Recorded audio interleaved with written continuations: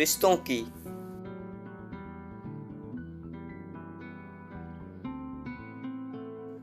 एक दिन मीना के घर कई वर्षों बाद उसकी पुरानी सहेली सुनीता उससे मिलने आई थी।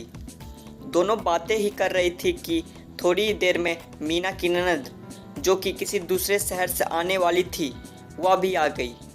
उसके आते ही मीना के बच्चे बड़े खुश हो गए कि बुआ आई है और हमारे लिए हमेशा की तरह आज भी कुछ खाने को लेकर आई होगी। फिर जब तक उनकी बुआ ने बच्चों को उनकी इच्छित वस्तुएं बैग में से निकाल कर दे नहीं दी, तब तक वे अपनी बुआ को घेरे खड़े रहे। यह सब सुनीता एकटक देखे जा रही थी। तब मीना ने उससे पूछा, इस तरह क्या देख रही हो? मेरी ननद बच्चों को बहुत प्रिय है। जब भी आती है बच्चों के लिए कुछ न कुछ विशेष तौर पर लेकर आती है। यही नहीं, बच्चों की उनसे पटती भी खूब है, इसलिए बच्चों को उनके आने का इंतज़ार बना ही रहता है। अब तो जितने दिन वह यहाँ रहेगी उतने दिन रोज़ हम मिलकर सारे काम जल्दी निपटाएंगे और फिर दिन भर मज़ा मस्ती, खेल और गप्पों का दौर शुरू हो जाएगा। ये सब सुनकर सुनीता बोली, तू कितनी भाग्यशाली है कि तेरी ननद इतनी अच्छी है। मेरी ननद तो साल में एक बार ही आती है, पर क्या बताऊं, उसके आने के बाद तो हमारे घर का माहौल ही बदल जाता है। मेरे बच्चे बुआ का नहीं, उनके बच्चों का इंतज़ार करते हैं, क्योंकि उनके साथ खेलना होता है। उसके आने के बाद मैं तो बस फिर घर में काम वाली बाई बनकर रह जाती हूँ। घर में पूरी फैमिली, मेरे सास ससुर, ननद, पति सब मिलजुल कर बतियाते हैं, पर मुझे उसमें शामिल नहीं करते। किचन में तो कोई झांकता तक नहीं, बस बाहर से ऑर्डर कर देते हैं कि लक्ष्मी आई है तो उसकी पसंद का ही खाना बनाओ। मेरी ननद और सास बाजार या अन्य जगह कहीं घूमने भी जाते हैं, पर मुझे बताते तक नहीं कि कहाँ जा रहे हैं, कब आएंगे।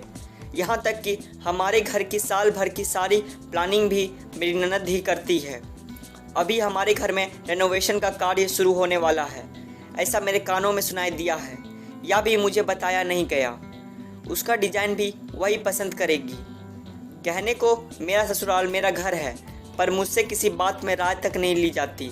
दूर बैठी मेरी ननद ही सब तय करती है। मेरे पति भी इस मामले में कुछ नहीं बोलते।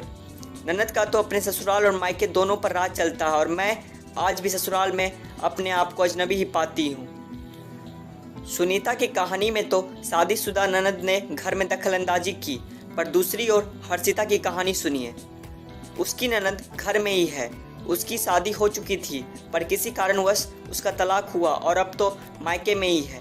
यहाँ तो हालत और भी गंभीर है, क्योंकि ननद के साथ सहानुभूति भी है, जिस कारणवश घर में हर्षिता को तो किसी भी कार्य में कोई महत्व दिया ही नहीं जाता। ऐसा कई घरों में होता है।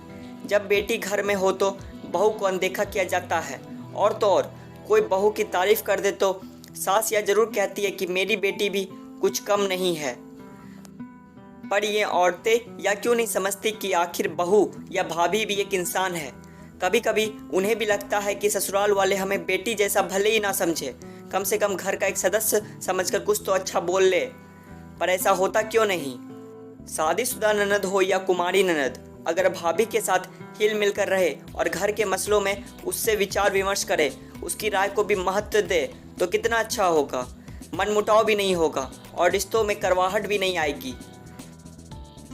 कई ननद भाभियाँ ऐसी भी है जिनका एक दूसरे से इतना लगाव है कि कई बार ननद को अपनी भाभी की बात व्यवहारिक और तौर पर सही लगती है और माँ का तर्क गलत, तो वह अपनी माँ को समझा भी देती है। वह सास बहू में भी मधुर रिश्ता बनाने का सुंदर कार्य करती है। सहेली या बहन जैसी ननद भाभी को सर्वथा प्रिय होती है। पर कभी कभी कुछ घरों में उल्टा भी होता है, जहाँ भाभी बड़ी अक्कर में रहती है और ननद यह सोचती है कि मैं अपने मायके जाऊं या नहीं। अर्थात ननद का व्यवहार अच्छा हो तो भाभी का भी व्यवहार भी वैसा ही होना चाहिए, क्योंकि ताली तो दोनों हाथों से ही बजती है। किसी भी रिश्ते में मधुरता तभी आती है जब दोनों तरफ से खुशबू बिखरी हो।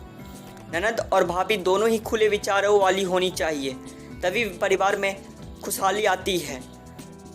अब एक बार आप अपने स्वयं का परीक्षण निरीक्षण जरूर कीजिएगा कि आप एक अच्छी ननद या अच्छी भाभी है या नहीं।